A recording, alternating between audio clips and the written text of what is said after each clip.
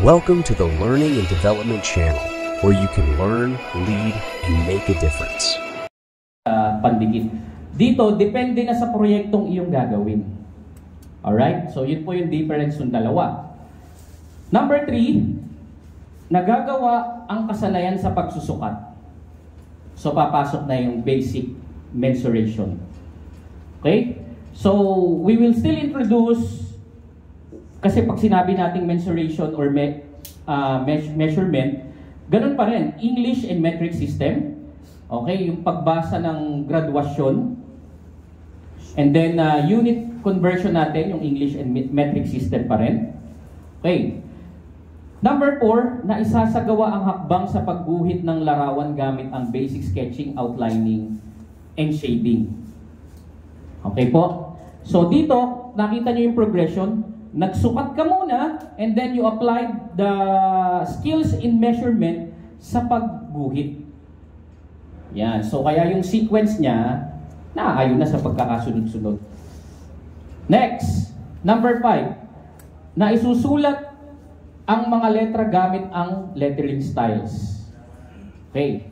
Tunuruan mong magsukat, gumuhit, and then ngayon, ang iguguhit mo ay yung lettering. Magle-lettering ka na ngayon. So, ang content natin, iba't ibang lettering styles, hakbang sa pagsulat ng iba't ibang lettering po to ha, lettering styles. Okay? Natatawa si ma'am.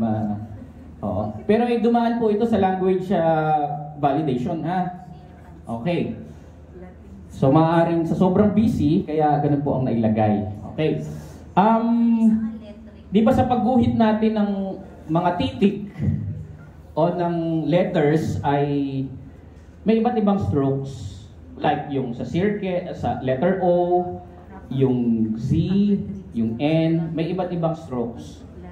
Okay, so ina-apply natin dito yung concepts ng outlining dito sa lettering. Next po, naiguguhit ang alphabet of lines. Okay. Ang content natin, iba't ibang alphabet of lines, hakbang sa pagguhit ng iba't ibang alphabet of lines. Yan. Next, dito na tayo. Okay. Nakikilala ang orthographic views.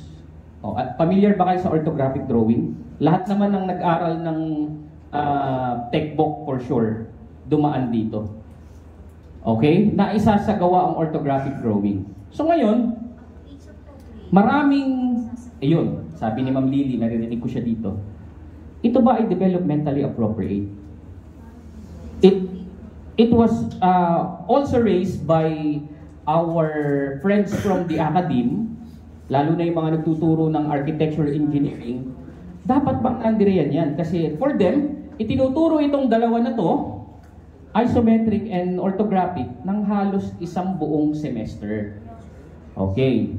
Pero, ang argument namin, we are teaching our children the basic skills of drawing. Ano po? For us, basic ito. Okay. Kasi ang ituturo lamang natin dito, for example, orthographic drawing, the different views. Hindi pa naman natin silang tuturo ang gumawa ng bahay o ng plano. Okay? So, eto muna. Sabi din sa orthographic, it is a drawing which has a 3-dimensional object is represented in 2 dimensions. 2D, pag ortho. Okay, so ang mga views, top view, front view, and right side view. So, ganito lamang natin po siya ituturo pagguhit ng mga boxes. Okay?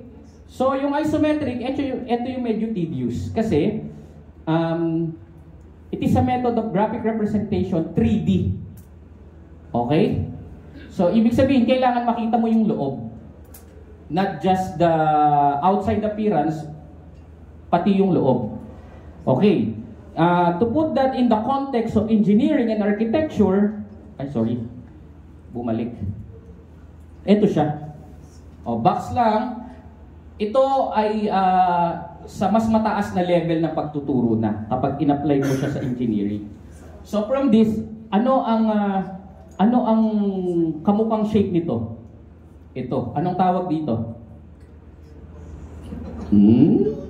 Anong tawag dito? Hexagon. Okay. How many sides? 6. Okay, so tama po kayo. Ano po? So ganun lang po ang pagtuturo natin. Ito pa lang. Okay? Not this one. Because this will be taken in the junior and senior high school in the technical drawing. Okay? So balik po tayo. Now, for the continuation, sa atin namang LC10 na ipaliliwanag ang kahalagahan ng pagre-recycle. Okay? Number 11, nakakagawa ng plano ng proyekto. Gagawa ka na ng plano because lahat na ng prerequisites about measuring, about basic drawing, outlining and shading, pwede mo nang i-apply dito. Pero ang gagawin mo ay, ang materials mo ay recyclable objects. Such as mga sirang upuan, yung mga plastic containers, yan. So yun po yung gagamitin natin. Okay, next. Number 12, nakakabuo ng recyclable project ng may pag-iingat. Yan. So meron tayong salita ng pag-iingat. So ibig sabihin, you will be teaching about OSH. And lastly, meron pa ba itong kasunod? Parang wala na. Natutuos ang gastos, presyo at posibleng kita na buong proyekto. It could be manually or gagamit ka ng spreadsheet. Okay. Ngayon, pag-uusapan ulit natin yung unpacking. Kasi may mga lumalabas pa rin tanong, dapat bang i-unpack lahat? Pwedeng hindi nyo i-unpack lahat, basta pagdating ng performance standard, ang mga mag-aaral ay nakakagawa ng proyekto mula sa recyclable materials na maaaring pagkakitaan, yung concepts and principles ng lahat ng LC lumabas dito sa output ng mga bata. Ibig sabihin, gagawa sila ng bahay gamit isometric. Hindi po sir. Ito po oh. Hindi po sir. Ang gagawin lang po nila ay ayan. Ito po ang gagawin nila. I'm just showing to you on how it will be applied doon sa mas mataas na level. Ito siya. Opo. Yes sir. Opo. Ito lang po ang ine-expect natin. But ito po ang lens ng mga nasa academe. Ito ba ang ipagagawa nyo? Of course not. Hindi po yan. Yan lang. Okay, kaya sinasabi nila na hindi appropriate ang isometric and orthographic drawing sa ating mga estudyante. Pero sa performance task, sa next slide mo, kung tingnan mo siya, application siya of the isometric and the orthographic. Correct, sir. So ngayon, tama po. Lahat po ay i-apply. Siyempre, pag sinabi kasi nating industrial arts, output-based talaga po ito. Kaya kung makikita nyo, doon sa current and the new curriculum, hindi nawala yung paggawa ng proyekto. Okay? Hindi natin siya binitawan. Next, meron ba po itong kasunod? Nasaan na yung social issues that industrial arts addresses? Okay. 21st century skills muna. Okay. Yung paggawa ng plano, it addresses the critical thinking and problem solving in the 21st century. Next, technological literacy for natutuos kasi gagamit ka na dito ng spreadsheet eh. Okay? Pwede namang hindi spreadsheet kung may iba pang pwedeng gamitin. Alright? Next, the social issues that it address, ayan, environmental awareness, protection, and conservation, kasi you will be talking about recycling. And the other one, nakakabuo ng recyclable project ng may pag-iingat, it talks about green economy. You will not adding waste to our environment. So that's it for the walkthrough of on the curriculum or the competencies for industrial arts. Okay. So ngayon, may tanong ba kayo? Meron po ba katanungan? So may unpacking na naman. Opo, kasi alam niyo po, yun ang isa sa mga bili ng ating mga higher ups. When you talk about content, you should know how to unpack learning competencies. We are in fact mastering it. Oo. Kaya tingnan nyo mamaya, parang basic na lang sa inyo yung gagawin po ninyong unpacking. Okay, so for this activity, hindi pa kayo mag-unpack, ma'am. Ito muna ang ating gagawin. So magkakaroon muna tayo ng reflection doon sa discussion natin about the walkthrough. Okay, please get one and pass, ma'am. Ang gusto ng sumulat ng session guide, maging individual ito. Kasi simula kahapon hanggang kanina, puro group work na tayo eh. Ngayon, individual naman. Okay, so I will explain. Sige po, pakibigay din po sa kabila. Get one and pass lang po. May sobra po. Okay, get one and pass. Okay, parang ito yung relative ito doon sa final task ng agriculture and fishery arts. Ano? Okay, lahat po ba may templates na? Okay, 3 important facts that I have learned doon po sa mga competencies and standards for industrial arts. Ano yung 3 bago nyong natutunan? Yan.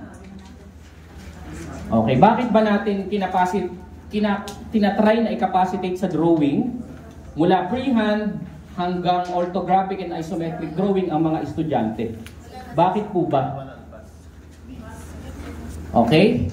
Next, number 2, interesting ideas that I have realized. Okay? And last, number 3, insight gained about yourself as a participant. Yan.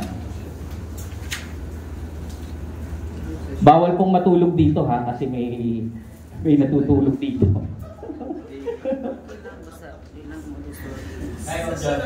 Ilang mago. Sorry po, I forgot to recognize the presence of our regional supervisor in Cordillera Administrative Region, Ma'am Jonah Ambrona. Palakpakan po natin si Ma'am. Thank you, Ma'am, for gracing. We understand because last session. Yun, nagano po sila ay quality management system. Auditing na ba? Audit na ba, Ma'am Jonah, yun? Audit na? Okay. Final audit na ba yun? Online muna. Next week. Okay. Okay, I forgot to mention earlier, bakit ba puro drawing ang inilagay natin? Remember na nagkaroon ng merging yung components ng music, arts, PN Health. Aware ba kayo doon? Dalawa na lang ang component niya, yung arts and music pinagsama, and then PN Health pinagsama. Dating 4 components, dalawa na. Ngayon, medyo meron pa rin silang freehand, pero hindi ganun kadami yung competencies nila when it comes to drawing. So, all the drawing competencies, majority of them were lodged dito sa ating curriculum. At isa pa, ang drawing ay isa sa mga language ng technical vocational education. Napakahalaga niyan. Halimbawa sa agriculture, magdo-drawing ka ng plano about fish pond. Halimbawa, magdo-drawing ka ng fish cage, fish pond. So, ginagamit siya in other components of TLE. Yun yung layout. Sige po. And I will be calling some to read their work.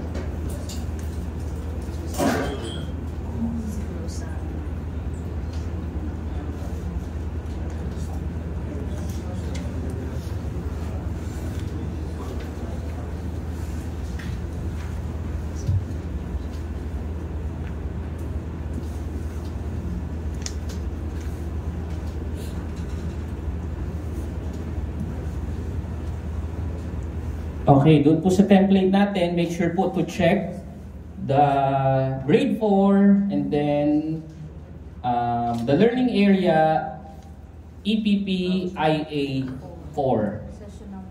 Session number 5 po ito.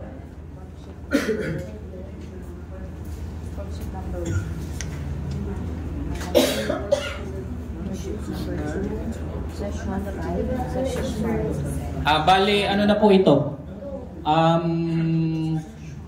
Number 3 na po ito eh. Pero dahil ngayon pa lang ako nag-distribute ng worksheet, 1 pa lang po ang ilalagay nyo. Oo, kasi kanina po group activities yun eh. Oo. Session 5 po tayo.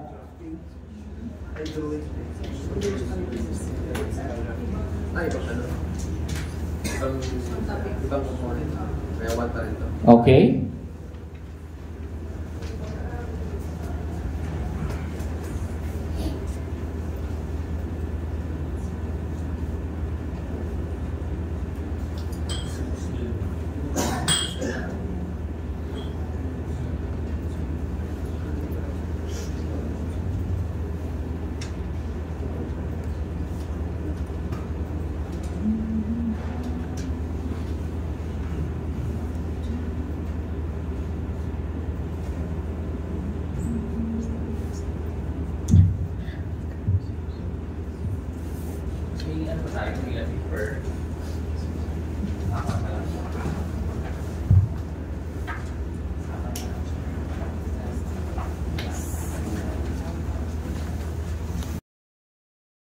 Like and subscribe to the L&D channel on YouTube using the link youtube.com/@learn2lead channel.